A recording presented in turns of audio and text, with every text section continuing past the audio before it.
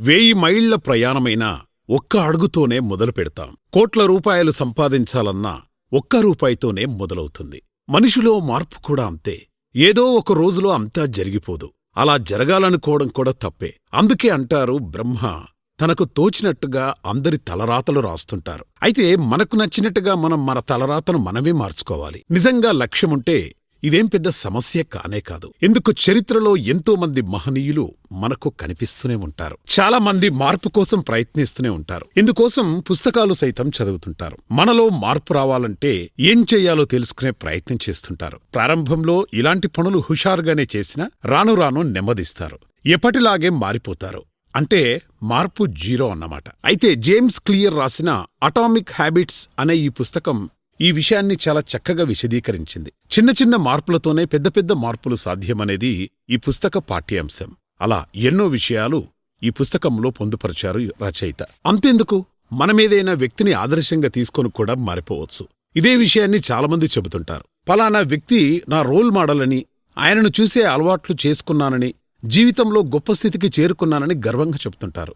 ఇది వాస్తవం కూడా. చాలామంది ఏ స్పోర్ట్స్ మెన్నో, సినిమా నటున్నో, రాజకీయ నాయకుడినో, వ్యాపారవేత్తనో రోల్ మోడల్గా తీసుకొని తమ జీవితాలను తీర్చిదిద్దుకుంటారు. నిజంగా మనం ఆదర్శంగా తీసుకున్న వ్యక్తి గొప్పవారైతే ఆ కిక్కే వేరుంటుంది. మనకెన్ని కష్టాలున్నా వాటిని అధిగమించవచ్చు. ఎంతటి లక్ష్యాన్నైనా చేరుకోవచ్చు. దానికి కావాల్సిందల్లా అంకితభావమేనని మనం గమనించాలి. అలాంటి అంకితభావం, అకుంఠిత దీక్ష కలిగిన వ్యక్తుల్లో మొదటి స్థానంలో ఉంటారు నందమూరి తారక రామారావు గారు. అవును, సినీ నటుడిగా, నిర్మాతగా, దర్శకుడిగా, రాజకీయ నాయకుడిగా ఇలా ఎన్నో రంగాల్లో తన సత్తా చాటారు ఎన్టీఆర్. కోట్లాది మందికి రోల్ మోడల్గా నిలిచారు. ఎన్టీఆర్ అంటేనే ఒక బ్రాండ్ అనేలా మనపై ముద్ర వేశారాయన. వాస్తవానికి ఆ స్థాయికి చేరుకునేందుకు ఎన్టీఆర్ కూడా చాలా కష్టపడ్డారు.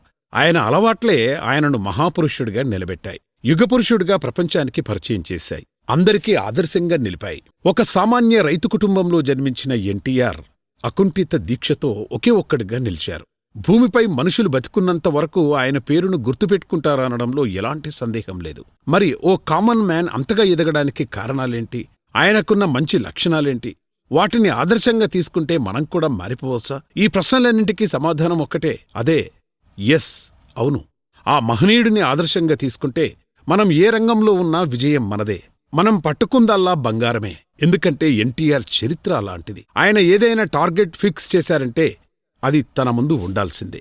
ఎన్టీఆర్ 1949 నుంచి 1983 మధ్య, అంటే సుమారు 34 ఏళ్లలో 315 సినిమాలు తీశారు. అంటే ఏడాదికి 9 సినిమాలన్నమాట. ఇందులో కొన్ని సినిమాలను ఆయనే నిర్మించారు. కొన్నింటికి దర్శకత్వం వహించారు. మరికొన్ని సినిమాల్లో ద్విపాత్రాభినయం, కొన్నింట్లో త్రిపాత్రాభినయం, ఇలా ఎంతో కష్టపడ్డారు. ఒక వ్యక్తి ఇన్ని అద్భుతాలు సృష్టించడం సాధ్యమేనా? మామూలు వ్యక్తులకైతే అసాధ్యమే.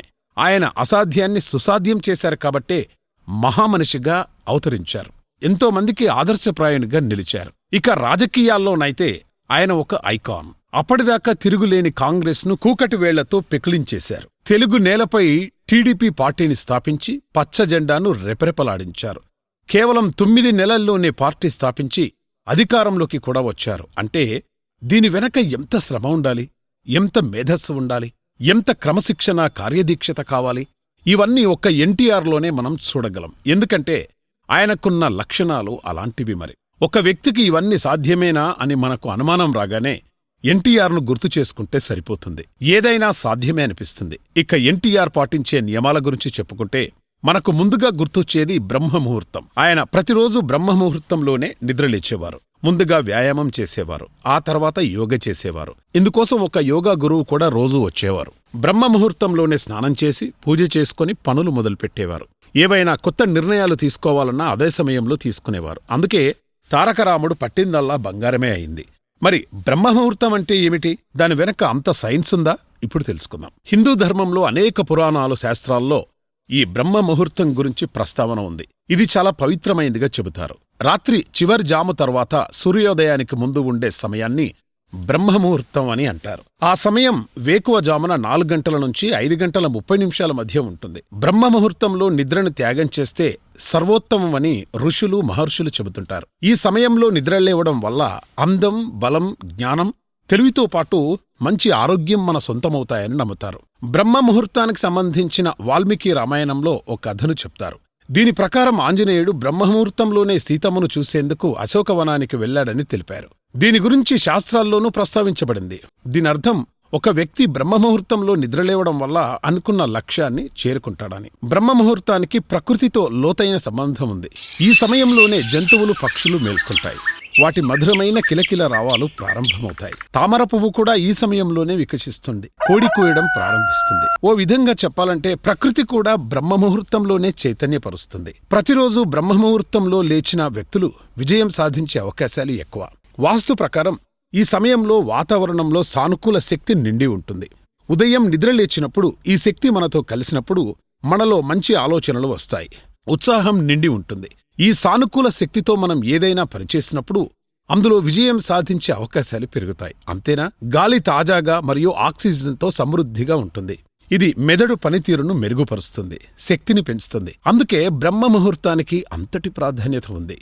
ఎన్టీఆర్ ప్రతిరోజు బ్రహ్మముహూర్తంలోనే లేచేవారు. అదే సమయంలో నిర్ణయాలు తీసుకునేవారు. ఆయన పార్టీ పెట్టాలనుకున్న నిర్ణయం, పార్టీ అధికారంలోకి వచ్చాక ప్రవేశపెట్టిన పథకాలు, ఇలా అన్నీ ఆయన అదే సమయంలో ఆలోచించేవారని ఎన్టీఆర్తో సన్నిహితంగా ఉండేవారు చెబుతుంటారు. అందుకే ఎన్టీఆర్ ఏ నిర్ణయం తీసుకున్నా అవన్నీ సక్సెస్ అయ్యేవి. బ్రహ్మముహూర్తం వెనక అంతటి సైన్స్ ఉందని ఆయన ఆ రోజుల్లోనే గుర్తించారు. మనందరికీ రోల్ మోడల్గా నిలిచారు. That is NTR. ఆయన దగ్గర్నుంచి మనం ఈ విషయం అలవర్చుకోవాలి. బ్రహ్మముహూర్తానికి ఉన్న ప్రాధాన్యతను గుర్తించాలి. అప్పుడే అనుకున్న లక్ష్యాన్ని చేరుకోగలం.